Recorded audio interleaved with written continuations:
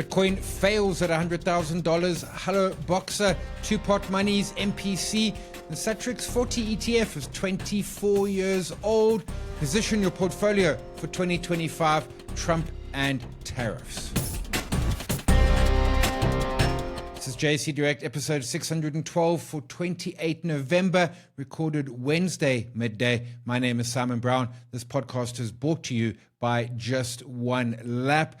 Let's kick off with Boxer coming to market. As you listen to this, on the 28th is its first day of trading. By accounts, massively oversubscribed. The target price was 42 to 54. It went in at 54. If you applied for anything under 54 Rand, you got nothing. 54 was the price. That's a fair price for Boxer. But I'm hearing that we're going to get allocations of sub 10%. In other words, it was 10, 12, 15 times oversubscribed. Now, maybe different brokers, different metrics, but that certainly does seem to be the number. The question is, how to play this. So I applied for allocation. Let's see how much I get. It is my intention to sell it, probably 60 to 70 Rand, and probably closer to 70. Not this week, month, maybe not even this year, but there's a lot of enthusiasm there for it. If you didn't apply or didn't get allocation, you can buy in the market. But I wouldn't want to pay very much more than the 54. I mean, maybe you want to pay high 50s. What we often see, and Discam is an example of this, is you get a massive run in the initial, and then it either comes back or plateaus. It can run, and then you might get that sub 60 again. You might even get back at 54. Your third way of playing it is to buy Pick and Pay shares, because Pick and Pay is now getting some 8 billion to pay down debt. We've now got a valuation for Boxer. Pick and Pay still owns some 60% of it, so certainly we've got a good indication of the value. The Pick and Pay itself you're getting for not quite free, but almost free, and folks are saying it's a good way. We've seen Pick and Pay run. Problem is you're still betting on Sean Summers turning the business around. And some Pick and Pay stores, they're going to sell off to Boxer. They still got to close some. My sense is, if you got the allocation, great. If you didn't, I would be waiting. I certainly would not be in a massive hurry to go and pick up Boxer at this point in time.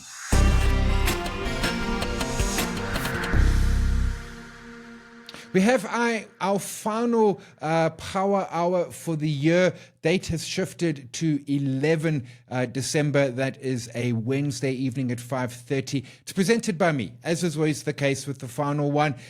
Position your portfolio for 2025. I've been doing this now for about a decade. First of all, I go back and look at my predictions from last year, and I mark myself nice and clean. Let's keep that honest in that regard. And then I look at themes and trends for next year. I'll look at individual stocks that I'm particularly liking, put my head in the block. It's 5:30 on the 11th, webcast or live at Rosebank, the Standard Bank head office, justonelap.com/events for booking and more information.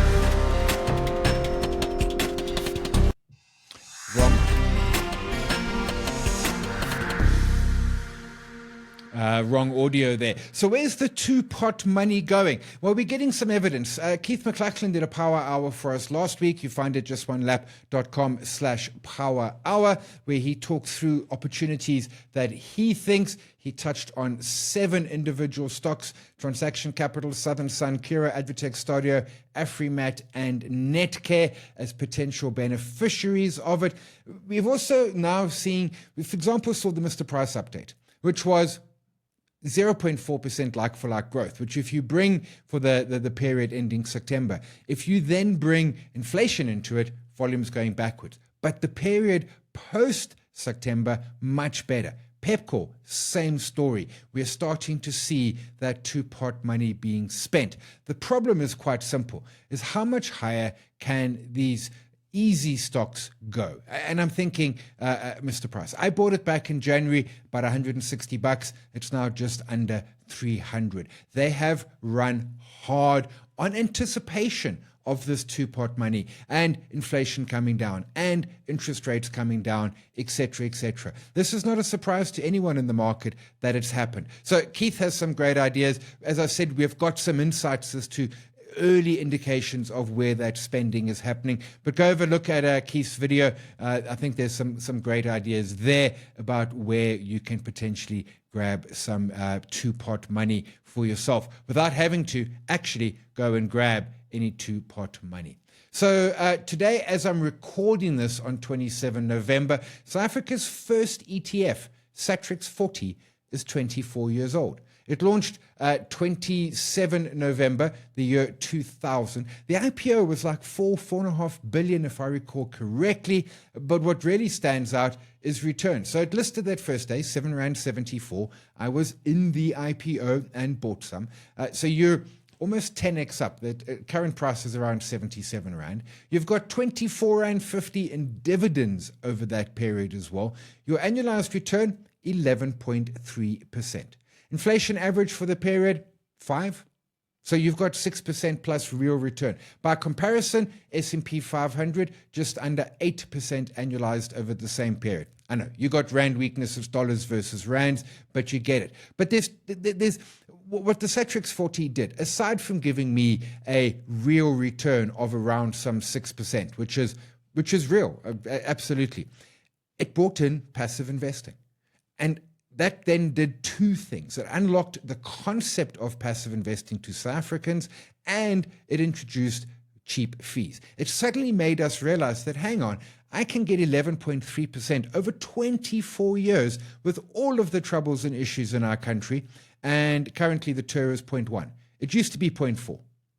And that set on fire the unit trust industry. I'd had an ETF, a unit trust that I'd sold a couple of years before the listing of this, and I was paying, I think, 5% in terms of a total expense ratio. Now, that included an advisor and this and that and all the rest. But I mean, short answer is I was paying huge amounts. And now suddenly, I mean, any fee much over 1% gets looked at really, really side-eyed.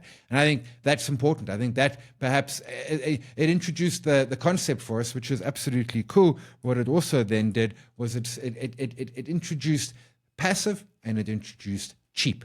And we love both. I still hold my Satrix 40s. A couple of folks in the Twitters are saying, do I still buy it? The answer is no. I buy diverse offshore global funds, most notably global, from what is now 10x. Let's have a look at Bitcoin, because Bitcoin, lots of excitement around it, but it didn't quite get to the 100,000 level. Got to 99,800, I think, on my chart. Yep, 99,860. That is telling. Typically big round numbers like 100,000, 10,000, 1,000 on Bitcoin. The first time a share gets to 100 Rand or an index gets to the 10,000, those big round numbers act as magnets. Now, there is no good reason. Let's be clear. This is totally psychological and emotional. But you know what? Markets are people, therefore psychological and emotional. So I'd expected it to blow through 10,000, 100,000 rather, and that then becomes an important point. Where does it go next? Does it blow through and then come back down, which is often the case in what it does, or does it blow through and carry on going? And which it does is very telling about short to medium term momentum in whatever it is. In the case of Bitcoin, it didn't even get there. This is MicroStrategy spent some $5.6 billion buying Bitcoin. So the fact that it didn't is very, very telling. It's now down at 93,000 and some change. I think we can see more weakness. How much? We could get back to this zone back here, which is sort of 70 to 75. And there's your second bite at the crypto, so to speak. I bought some way back here, no, even further back, truthfully. I bought some way back here, sort of 8,000. There we go. 2019, early 2020, around 8,000 I was buying there. I still hold it. I'm happy with what I hold at this point in time. I'm not saying Bitcoin is over. I'm saying that 100,000 is now, it'll get there. Just not this week, probably not this month. This week is this month. Okay, not this month, probably not this year. And you know what? There's every chance I am wrong in that regard. But for now, that certainly looks like it. Anglo-American announced they sold more of their Anglo Platinum shares. I have said before, I don't like this story from an Anglo Platinum shareholder. If I was an AMS shareholder, I would be very unhappy. They still hold some mid-odd 60%. Anglo Platinum is down 3 and a bit percent on that news. This is their book build. They are doing the book build, and then at some point they will list Anglo-American in London, and then at some point they will unbundle. And when they unbundle, they're going to unbundle plus 50% of this company, maybe plus 60% to a lot of shareholders who simply don't want it, and they will then be sellers of it. So what we can see here is, are they selling it at the worst possible time? Well, pretty much they're selling it at cycle lows. I mean, the last time that we were back here, ignore the noise around there, was the pandemic and then pre-pandemic. Is PGMs going to recover at some point? Sure. But that story on the PGMs is perhaps not as exciting as everyone had hoped. What am I looking for? Palladium, there it is. So the palladium price has come all the way back from that initial excitement we had. Platinum, not much better. Will they recover and bounce one day? Sure, it's just not happening at this point in time. And they would be better to be selling into strength. Instead, they are selling into weakness, which is never lacquer. Trump has announced his first wrath of tariffs, which will happen on his first day of office, which is 20 January. Although maybe he has a nap in the White House and does it the next day. I don't know. And it is China, 10% on everything out of China. But then, interestingly, Mexico and Canada. Now, they've got NAFTA, the North American Free Trade Agreement. I don't know how that plays into that because, well, it's awkward, but 25%. And he says it's because there are illegal immigrants and fentanyl coming from the two countries. An excellent letter from the president of Mexico. You should go read what she wrote. She basically said, look, dude, most of the people being killed in our country are from guns coming from your country, and we don't produce drugs to sell. We sell raw drugs. I know, weird, but nonetheless. But, I mean, if he does this, it is going to be... America gets tons of oil from Canada. Much of their manufacturing happens in northern Mexico because it's just a small trip across the border. Of course, it's what Trump says as opposed to what Trump actually means.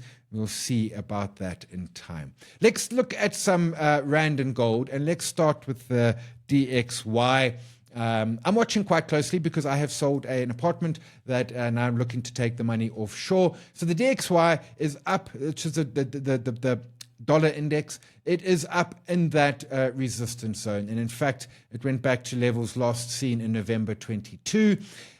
Is this now going to come back down? And if it does, is it going to come back down to around 104 or around 100? Back in late September, early October, when the DXY was at 100, our Rand was at 1702. That's the level I'm hoping for. I'm still thinking we can do 1680 on the currency in the short term, 1550 in the longer term. But if we start to break through here and go through more higher highs, things start to get a little bit more ugly. Our Rand has held on surprisingly well, essentially going from 1702 to 1811 over that period when the DXY has gone from 100 to about 107. It's in that zone of resistance right now, trading at 1811. I still think we can get back to around that 17. Certainly, I am not panicking and rushing money offshore. I have some money to move into dollars. I am taking the cautious approach. Gold surprised me, I have to say. Suddenly we see gold selling off and then bounced strongly. It's a little bit weaker again this week. I still think 2300 is probably the zone that it is going back to. We'll see that in time. I just realized it stopped showing my screen. The software sometimes makes me crazy. So gold could quite possibly be coming back to lower levels.